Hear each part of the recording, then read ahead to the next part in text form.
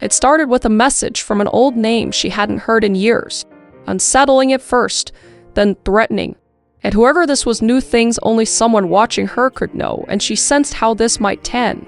So, she documented everything and went to authorities, but what happened next would shock and horrify everyone. Crime, conspiracy, cults, serial killers, and murder, all things that I love to consume, and I know you do too. You sick, twisted, beautiful, intellectually minded freak. And today, we are hopping into a case with plot twist after plot twist. So without further ado, let's unbuckle our seatbelts, go Mach 5 down the highway, slam on the brakes, and bust through this windshield into this plot twist case together. Before we get into the video, let's talk about rent for a second. Alright, because if you're a renter, like so many of us are or have been, you know that writing that check every month is painful because it is probably your biggest expense, and normally you get absolutely nothing back for it. And that's where Bilt comes in. So for those of you who don't know, Bilt is the loyalty program for renters that actually rewards you for paying your rent. Every Paimon turns you points, and those points can be redeemed toward flights, hotels, light FT rides, Amazon, com purchases, fitness classes at places like Soul Cycle and Berries, and so much more. And you can even put points towards your next rent payment or a down payment on a future home. Crystal Krug Grimsrud was born in Boulder, Colorado on November 24th, 1980. She was raised by her parents, Lars and Linda Grimsrud, who saw that she demonstrated exceptional talents from a very young age. She loved the arts and nurturing her creative instincts, and she also excelled in school, particularly in math and science. In bonding with her father in early childhood, she worked closely with Lars consistently through hands-on projects because Lars was a retired aerospace engineer. She would spend countless hours working on classic cars with him in his garage, and it would be their sacred space together. We'd work on the cars, we'd race the cars. Crystal always felt very comfortable coming over here if we needed to talk or whatever. This is where we would sit and just enjoy each other's company, Lars would later recall. Their connection through the hobby brought their relationship very close together.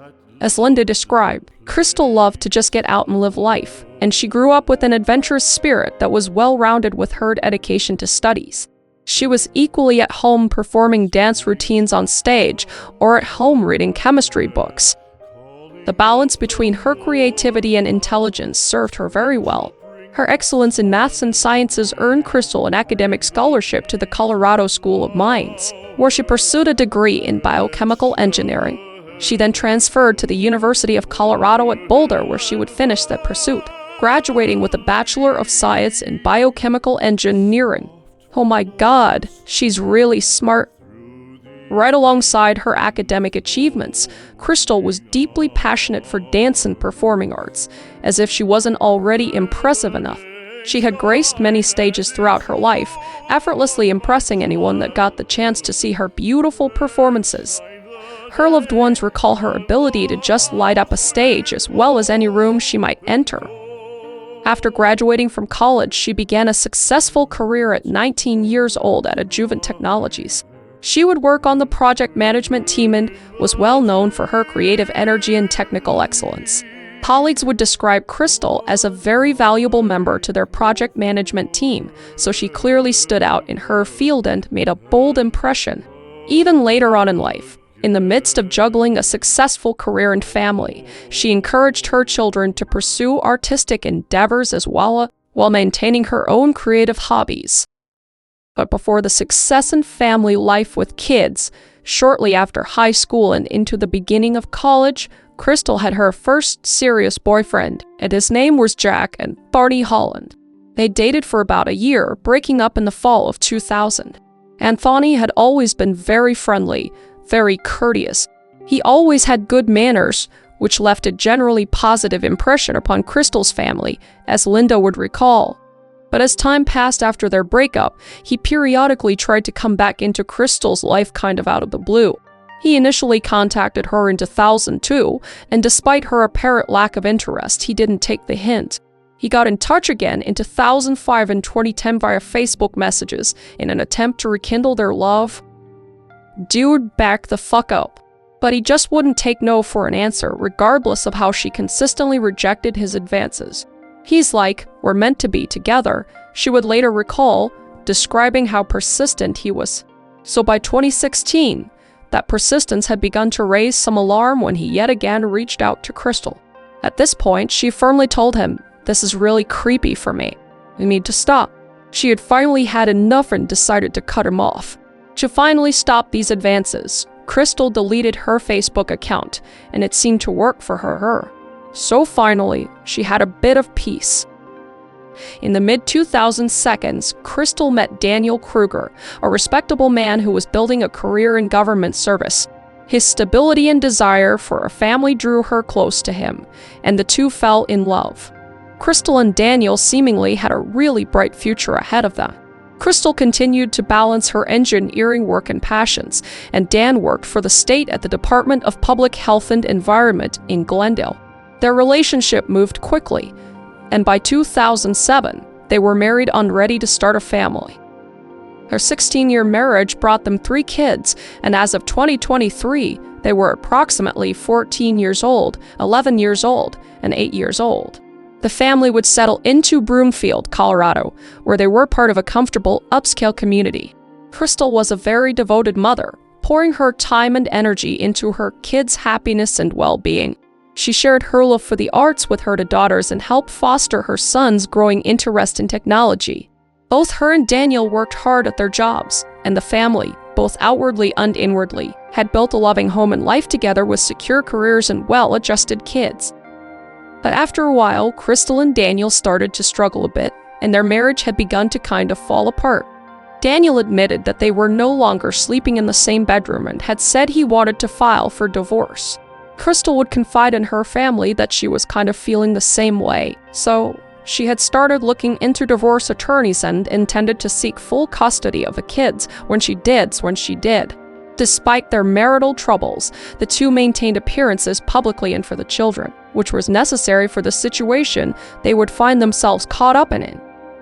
On October 2nd, 2023, Crystal received a strange text from Anthony on an unfamiliar number, Anthony being her old boyfriend that was super clingy and crazy.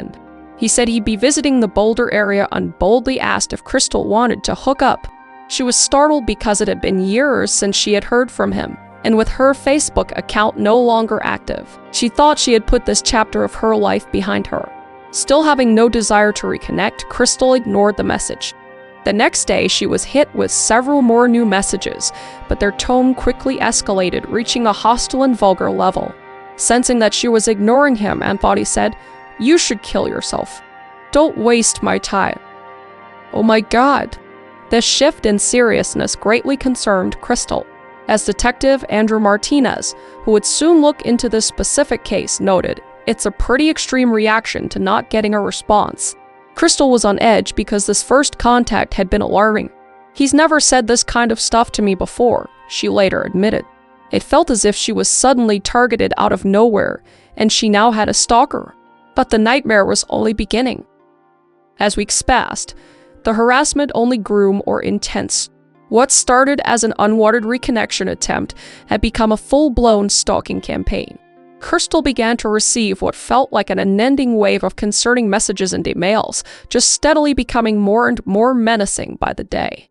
Notably, the emails were coming from the address @HollandChick's Gmail.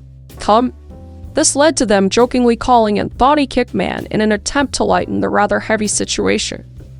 But still, threats became more pointed and not just towards her, but now also towards Daniel. One email warned, "I'll get rid of him and then we can be together." Another taunted, "You don't want him. I know you want me." Fears were heightened by Kickman's somehow intimate knowledge of their lives as one message read, "Saw you at dentist. See you soon." Oh my God, that's so fucking creepy. Crystal had actually just been to a dentist appointment, confirming that he had been watching her. In another instance, the stalker commented on the expired registration stickers on her license plate, further suggesting he was watching the vehicle. Disturbing photographs were soon sent showing Daniel getting out of his car at work. This just cemented that the stalker was fixated on both of them. Who knew if the children would be next? At this point, everybody was really on edge. Crystal now believed their entire family was under threat. Heading into November, she was exhausted and constantly looking over her shoulder. "It has definitely made me paranoid everywhere I go," she would later recall. Seemingly, there was something new every single day. The stalker was relentless, leaving her to fear that every corner presents some sort of danger, as Detective Martinez described. Checkman seemed to be everywhere and knew everything. But Crystal refused to just let this go without a fight. From early on, she took proactive steps to go against the stalker's crusade. To try to create some order from the chaos, she thoroughly logged each incident, creating a stalker log because she's insanely smart, including every relevant detail from her encounters with Kickman. After she received the photo of Daniel at work and a subsequent conversation with her father, Crystal went to the police on November 6th to share her findings. She met with Detective Martinez, who was assigned to her case, and recalled that she just kind of took over the interview room, laying out everything that had happened so far. Detective Martinez was very impressed by her record keeping. The stalker log included everything: dates, times, locations, follow-up points. Crystal did everything she could to express her fears while staying analytically grounded to explain the situation. "I keep trying to remind myself this is intending to be terrorizing. This is intending to scare me," she noted. Her proactive approach demonstrated the severity of the situation to law enforcement, and with her detailed files, authorities were now looking into the case. But even then, she wouldn't just sit back and wait. Ever determined to find her stalker, Crystal hired a private investigator as well, hoping to find where Anthony Wazzani was. She and Daniel installed security cameras around the house to catch any suspicious behavior. She also decided to arm herself as the situation became more serious. Her father insisted that she carry one of his guns for protection. She was scared. I said, "Well, this sounds serious enough, you need to start carrying." "You'll use one of my guns for right now," Lars would recount. She earned a concealed carry permit and took firearm safety classes. Crystal was motivated to do everything she possibly could to keep her family safe, even in a time of extreme uncertainty. The stalker situation had soon taken over the whole household, and the Kruger family lived in constant fear and unease. They were all drawn into this as targets or collateral. Detective Martinez saw how spooked Daniel was, just like Crystal. The kids were now aware of what was going on, so it was very intense because an outside maniac threatened their very lives. The Broomfield police recognized this was more than just a routine stalking complaint, so they increased their vigilance. Patrols were heightened, and undercover officers kept watch on the home. The psychological stress on Crystal and Daniel was unfathomable. Texts and emails came at all hours of the day, so naturally they were jumpy and were required to be on constant alert. Daniel would recount, "I went to the grocery store briefly on Tuesday, and someone behind me dropped a can, and I fucking panicked. So, what am I doing? I'm panicking, and I'm doing a shit job of protecting my wife. So I'm not doing good." Their everyday lives were stripped of their normal routines and replaced with precautions. In late November, Crystal shared a very dark thought with her sister Jenna and brother Josh. She said she could feel a violent and approaching, saying, "It's either going to be me or him that's dead, and I'm going to do everything in my power to make sure it's not me." As Crystal desperately sought help, the official investigation struggled to progress because obtaining information from tech companies proved to be painstakingly slow. Detective Martinez was tasked with filing search warrants and subpoenas to get the necessary data on the phone numbers and emails that the stalker was using, such as IP addresses and account info. But weeks passed with no useful response. Sometimes these big tech companies will take their sweet-ass time or push back on providing requested information. Why? I don't know, because they're big asshole tech companies. Detective Martinez admitted that the necessary information was being slow-walked even as the stalking continued. By mid-November, Crystal's private investigator had discovered that Anthony was actually living in Eagle Mountain, Utah. She emphatically delivered the news to Detective Martinez, yet to her surprise, he chose not to contact Anthony directly at that point in time. He explained that ideally he wanted to have enough digital evidence and an arrest warrant in hand before confronting him. From his perspective, if they went to Anthony without the necessary proof, it could make the situation worse or cause him to flee. I explained to Crystal that we wanted to gather as much evidence as possible and ideally obtain an arrest warrant. So when law enforcement does go to Anthony's door, we can take him into custody and not have to walk away. With no arrest or identification of Kickman, Crystal grew more and more frustrated with authorities as December arrived. At this point, she was just feeling helpless and worried that the case may not have been the priority she once thought. She made the comment that she felt they had abandoned her, that they weren't doing things aggressively enough. Lars, her father, would later recall, waiting at the mercy of the bureaucracy was agonizing for her. Linda remembers that Crystal just broke down. It was just heartbreaking. She was just in tears. What am I gonna do? How am I going to live? She felt like time was just running out, and sadly, she would be right. December 14th began like any other Thursday for the Krugers. Crystal got the kids ready for the day as usual and went to drop off 2 of her 3 children to school. She returned just before 8, saw Roam to get ready to start her own day. Daniel took the 3rd child to the bus stop before heading to work, so all appeared to be pretty normal. Mornings are very routine in this house, as Daniel later described. But on his commute to work, Daniel received a text message from Crystal asking if he could pick up one of the kids after school. He responded asking what time he needed to be there, but she didn't respond. He didn't think too much of it at first, but as he sent a few more texts throughout the morning, something was definitely off. It wasn't like her to go silent mid-conversation. Crystal's silence had become legitimately worrisome to Daniel. At around noon, he tried calling her but got no answer. His concern reached the point that he was compelled to call the Broomfield Police Department's non-emergency line and request a welfare check on her. His voice appeared very anxious but focused on the recorded call. I don't think this is an emergency, but this feels really weird. My wife isn't responding to text messages or phone calls. Officer John O'Hare was dispatched to the Kruger household, arriving at approximately 12:28 p.m. He knocked on the front door, but no one answered, leading him to have a look around the premises. As he peered into the garage window, he saw a horrifying sight. A woman was lying on the garage floor, apparently lifeless, with visible head injuries. 1:51. Send medical. I got a female down in the garage. O'Hare urgently reported in, requesting backup and medical assistance. When they got there, they would for Centurion discover it was indeed Crystal. Unfortunately, she would have no pulse and had blunt force trauma and a stab wound on her chest. She would be pronounced dead at 12:43 p.m. Police taped off the house, cause it was now a crime scene.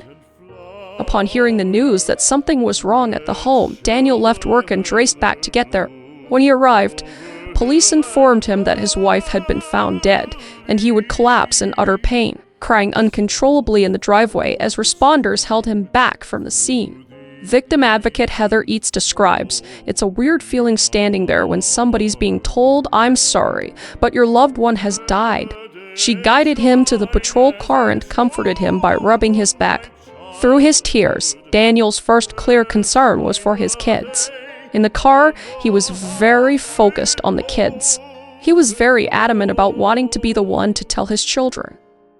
Amidst the chaos and confusion, he insisted that he had to be the one to tell the kids what had happened. Authorities took Daniel down to the station, both for his own comfort and also to gather whatever information could help to catch the killer.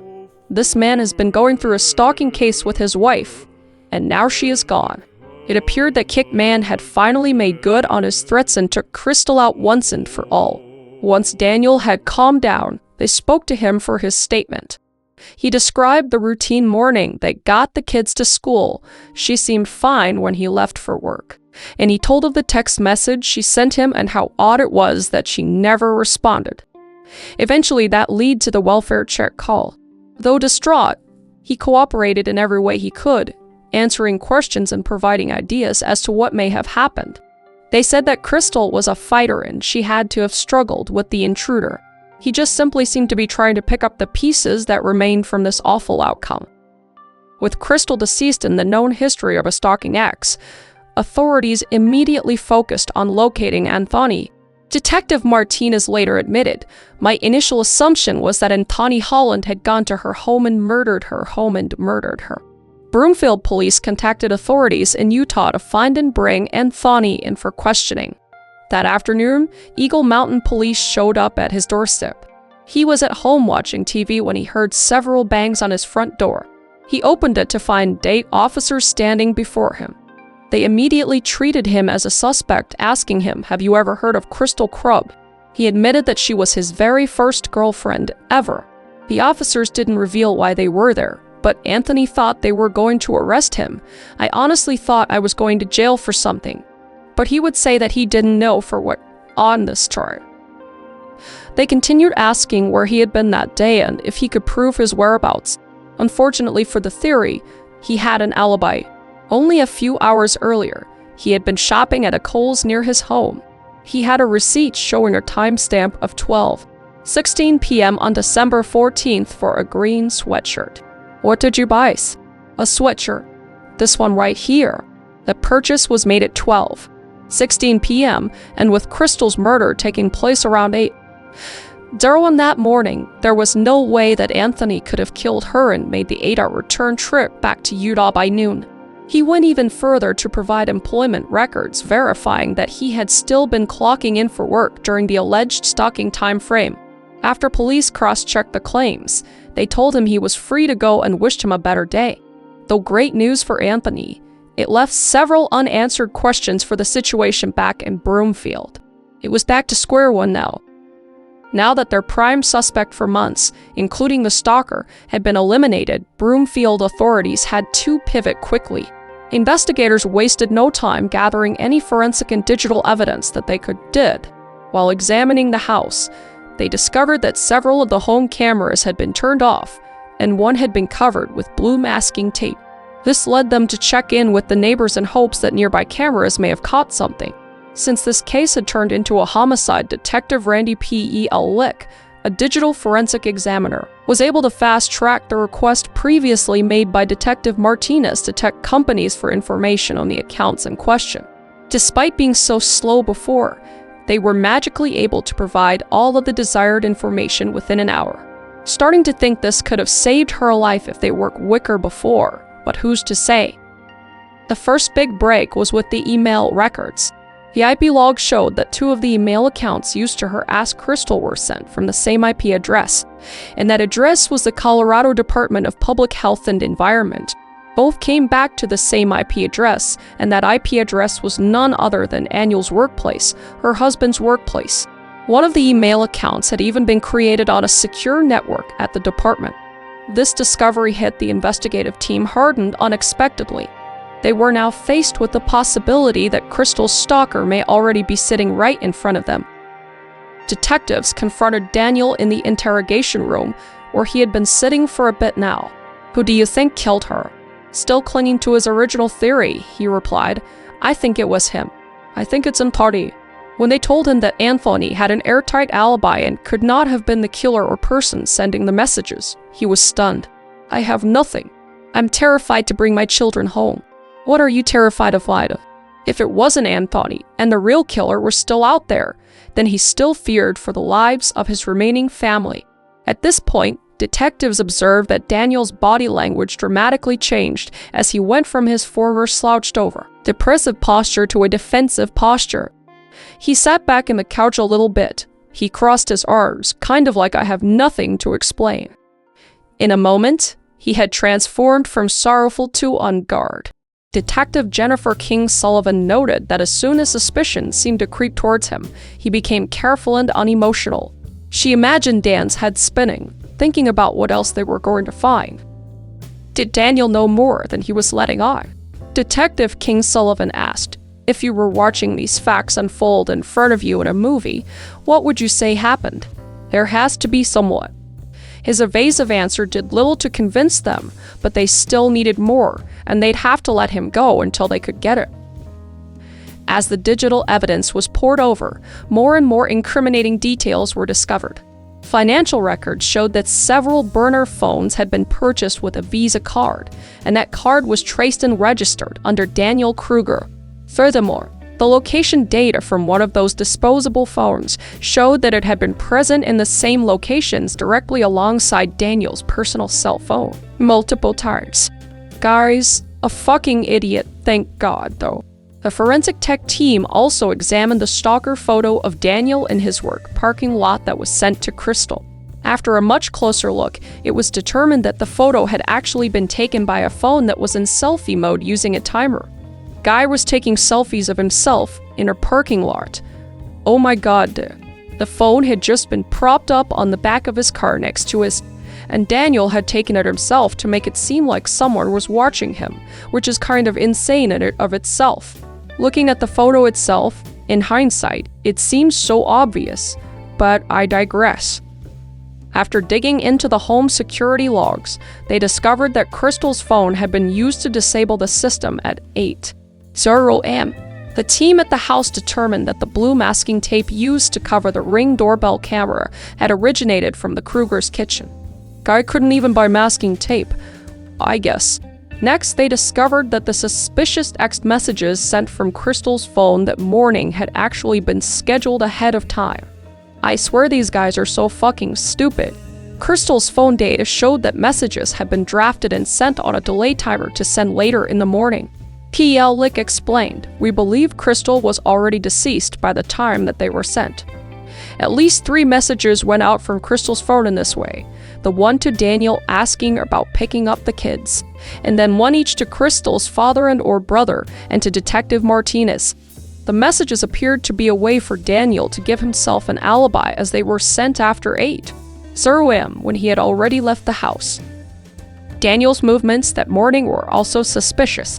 Neighborhood camera footage saw it and leaving his house at 8:00 a.m., which was about 30 minutes later than he normally did. In addition to disabling and disrupting the cameras at his home, he manually deactivated his car's dash cam on the way to work, where he would arrive around 9:00 a.m. Last but certainly not least, Daniel's search history revealed that he had asked Google some particularly concerning questions. Internet searches like, "What happens when you're knocked unconscious? Do people really go unconscious when hit in the head? How hard for head trauma to go unconscious? And how hard for head trauma to go unconscious? Do I kill my wife and get away with it?" Just kidding, that last one was me, but might as well be. Like, this guy is scum. Stupid ass scum.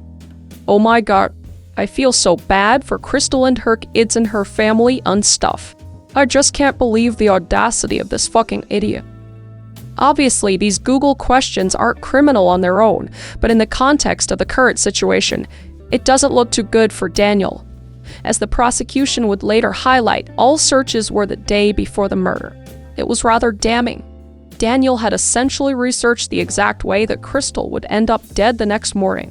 The fact that these questions were searched the night before demonstrated proof of premeditation, aka first-degree murder. Let's take a brief moment to talk about something that means a lot to me, and that is sleep and how I had no idea my pillowcase was sabotaging that. There's plenty of times where I've woken up sweaty, with my hair frizzy and sleep creases in my face, and my skin just looking tired. But when I switched to Bliss Y, I noticed the difference immediately. For those of you who don't know, Bliss Y is a pillowcase made from 100% pure mulberry silk. We're talking the highest quality, 22 mm, 6A grade silk. It's not just fancy for the sake of being fancy. Silk is naturally cooling, breathable, and hypogalaringly, which means it's way gentler on your skin and hair than cotton or even satin.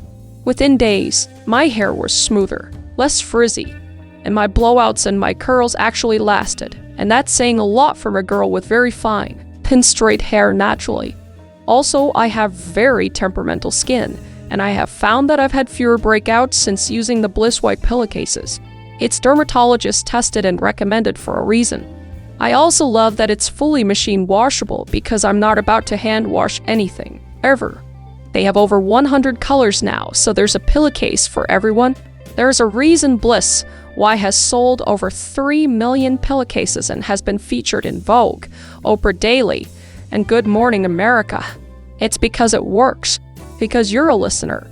Bliss Y is offering 60 nights risk-free plus an additional 30% off when you shop at Bliss Y. Come to you. That's BLISS, Y-S.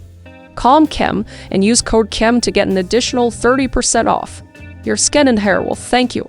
It is the only pillowcase that is allowed in my house now. But thank you so much to Bliss Y for sponsoring this video and supporting the channel. And let's get back to it. Just 2 days after Crystal's murder, on December 16th, Broomfield detectives felt that they had enough evidence to move against Daniel. They quietly acquired a warrant for his arrest, charging him with the murder and related stalking of his wife, Crystal. Given the rather elaborate means of deception that he had pulled off up to this point, authorities were cautious to keep him from fleeing or harming himself once he realized that they truly knew it was him. That day, a team of officers surveilled Daniel's movements with around 8 marked cars. Eventually, he went to a local grocery store where the team followed his vehicle into the parking lot. They felt that this was their shot. We wait for him to park. We quickly converge on his car, Detective King Sullivan would later recount. Officers with guns drawn ordered Daniel to step out of his car. He was completely caught by surprise.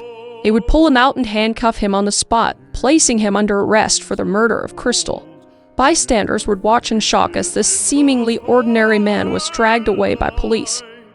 But Detective Martinez confronts Daniel with a final question.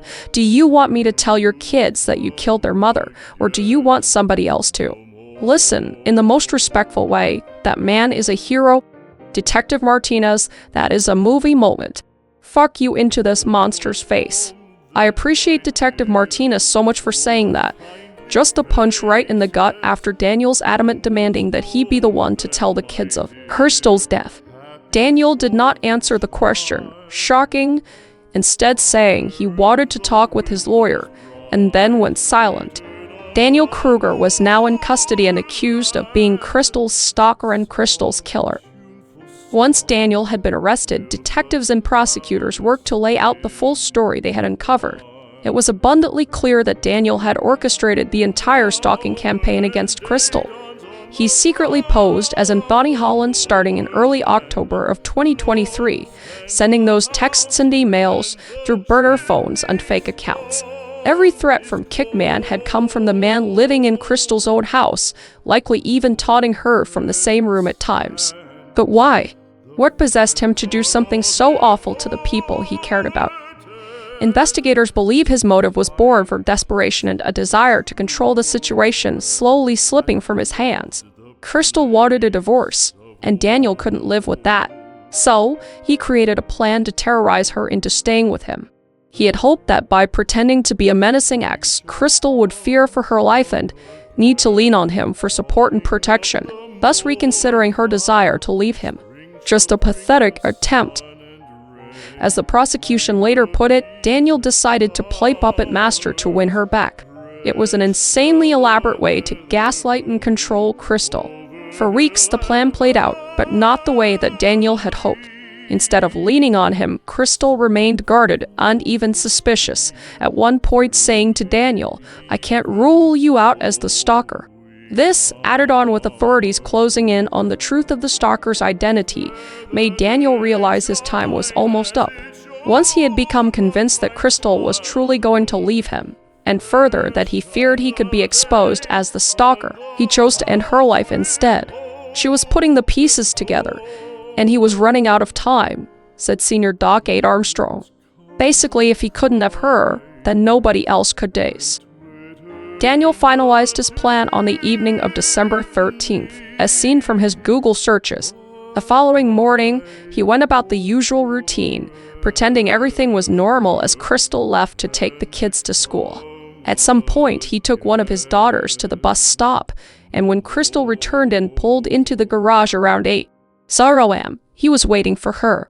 He struck her in the head with a blunt object, giving her 2 or 3 skull fractures and rendering her unconscious, or at least defenseless. Then he stabbed her above the heart, which would kill her. Daniel proceeded to stage the aftermath of the crime scene. He would disable the cameras, he would cover up the Ring doorbell camera, and he prepped the drafted texts for his alibi.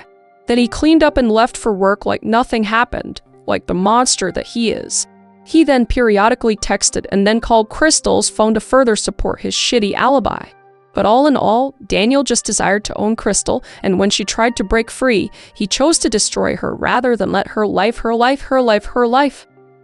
As Brian Mason would later say, in planning on executing this horrific crime, Daniel Kruger terrorized his wife, his children, and an innocent man, all in order to control and then murder a woman who no longer wanted to be with him. She paid for his insecurity with her life. But she actually wasn't the first one to suffer from his tactics. As investigators took a deeper look into Daniel's past, they discovered that this was not the only time that he had stalked a partner.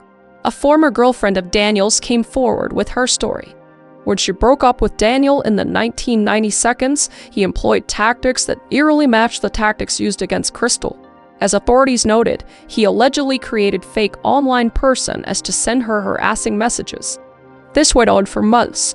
Unfortunately, she was never actually physically harmed, and thus Daniel wasn't criminally charged. But her account established a pattern of obsessive, controlling behavior that seemed to be established well before he even met Crystal. It looked like Daniel had this dark tendency all along, hidden underneath his otherwise normal appearance. Daniel was formally charged with multiple felonies, including first-degree murder, 2 counts of stalking, and criminal impersonation. Each charge was, of course, very serious, with the murder charge alone carrying a life sentence. He would plead not guilty to all counts, like the fucking idiot he is, saying he was falsely accused and sticking to as someone else must have done its story. But by April 2025, it was time for the trial by jury in Broomfield County District Court. During the trial, the defense pointed to the lack of direct physical evidence in an attempt to sound out, because there were technically no fingerprints or DNA of Daniel's that were conclusively found at the murder or even on Crystal's body. Furthermore, the murder weapons, the blunt object and the sharp object, were never recovered, which the defense claimed was another factor supporting an unknown assailant. The defense also pointed out that there was a partial DNA profile from the crime that did not match Daniel's, and none of Daniel's blood was found on his clothing or in his car or anywhere associated with the crime. There is absolutely no physical evidence on Mr. Kruger's clothing. There's no blood found on the car inside or out. It's searched 3 times, defense attorney Philip G. Igel argued to the jury.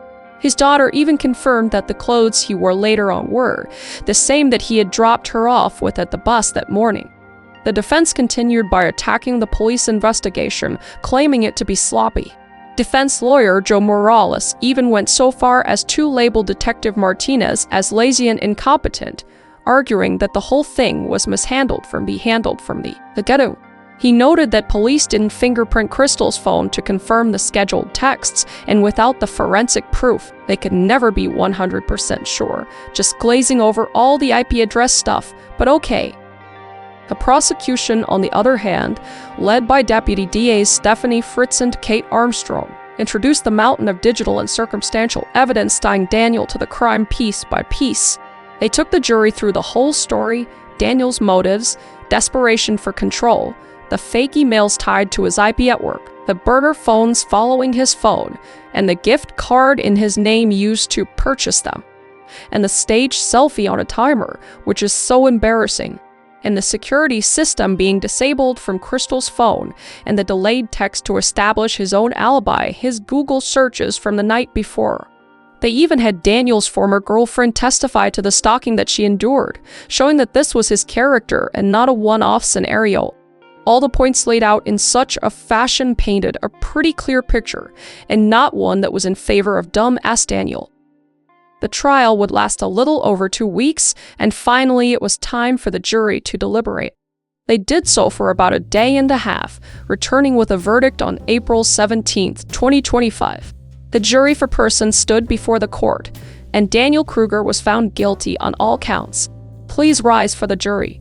We the jury find the defendant guilty of murder in the first degree. We the jury find the defendant guilty of count No. 2, stalking, extreme emotional distress. Guilty, guilty, guilty, guilty, guilty. At that point, I think I started breathing again, and other family members and attendants shared the sentiment. When they were interviewed later, the jurors said the digital evidence was so overwhelming that they had no doubt he was guilty.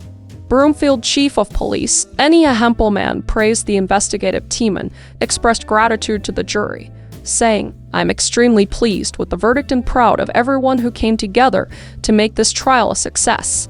Jurors agreed. The evidence and testimony against Daniel Kruger was both conclusive and damning. While we know it will bring Crystal back to her family and friends, we hope it closes a painful chapter in their lives. Though it indeed would not bring Crystal back, her mother Linda spoke of how at least life can go on now. Every day is a difficult day. You wake up and you feel the pain, and then you just try to go on with your day. Now given a first-degree murder conviction, Daniel faced a life sentence in prison. On April 18th, Judge Priscilla Lowe officially sentenced Daniel to life in prison without the possibility of parole, plus an additional 9.5 years for the stalking and criminal impersonation, to be served consecutively. So Daniel would never be free again. He was 44 years old at sentencing, meaning he would spend the rest of his life behind bars. But that didn't stop Daniel from continuing to proclaim his innocence.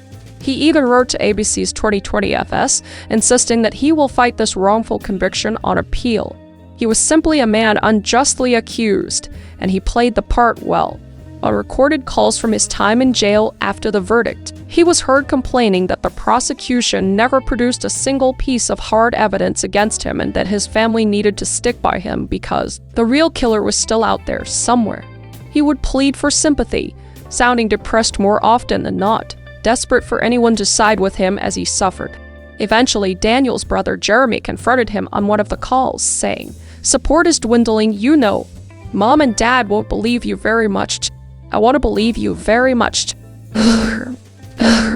There's a lot that's come out, and as imaginative as I can be with finding explanations on ways to theorize how that, this or that could have been the reality, some of it is beyond even my creativity. His own family was unable to reconcile what he did when faced with the evidence. I think that says enough. In the end, Daniel had resorted back to the pattern of lying to his loved ones, just as he had lied to everyone else. Daniel remains imprisoned at the Sterling Correctional Facility in Colorado. Thank God. In the wake of Crystal's death, a number of glaring failures were exposed in the system, especially the delay in response from tech companies when they received the stalking warrants. Her family, spearheaded by her cousin Becky Ivanov, decided to channel their grief into pushing for change. Becky is a former domestic violence prosecutor and has teamed up with Oregon Representative Kevin Mannix to propose Crystal's Law. The law aims to protect victims of stalking and domestic violence by speeding up the process in which tech and communication companies work with law enforcement during such cases. It would force these tech and communication companies to provide requested info from search warrants related to stalking or domestic violence cases within 48 hours because in these sorts of cases, time is critical as any delay could cost a life, as in Crystal's case. Becky has been extremely vocal about this issue, firmly believing that Crystal's murder would have been prevented had the information been provided sooner. I absolutely believe that Crystal would be alive today because law enforcement would have had the information necessary to arrest her perpetrator, and she could have made a safety plan for herself to ensure that she was protected.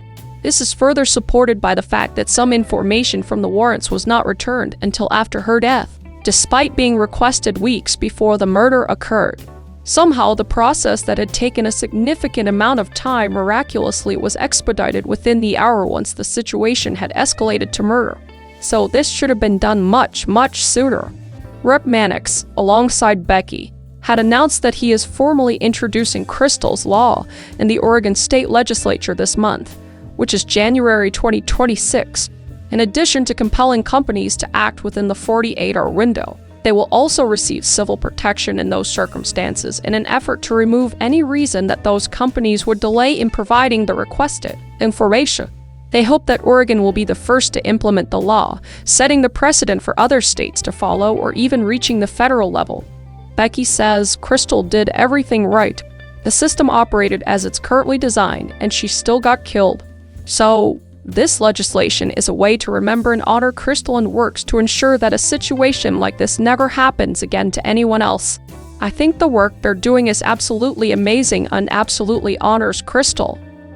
One of the most devastating parts of the story is that 3 children were left without parents, their mother being killed by their father, and their father now being in jail for life and their mother being deceased. Daniel took everything away from them. After Daniel's arrest, they were taken in by a relative and are being raised by family members who love them. Members of the community have also rallied together in their support. A local couple even contacted Crystal's relatives to ask if they could raise money to renovate their bedrooms, as they currently were staying in offices and gym spaces. They got approval, and the kids were ecstatic. So they started a GoFundMe to build each kid's dream bedroom. Another GoFundMe was also started for the kids as a way to help their daily lives and has since raised over $60,000. All the proceeds from this video will be going to that fundraiser, and I will also link it down below if you can at all afford to give anything away to this family to help support those children. These endeavors aim to give the kids some comfort and a fresh start. Their grandfather Lars has found solace in the loss of his daughter through sharing his passion for cars.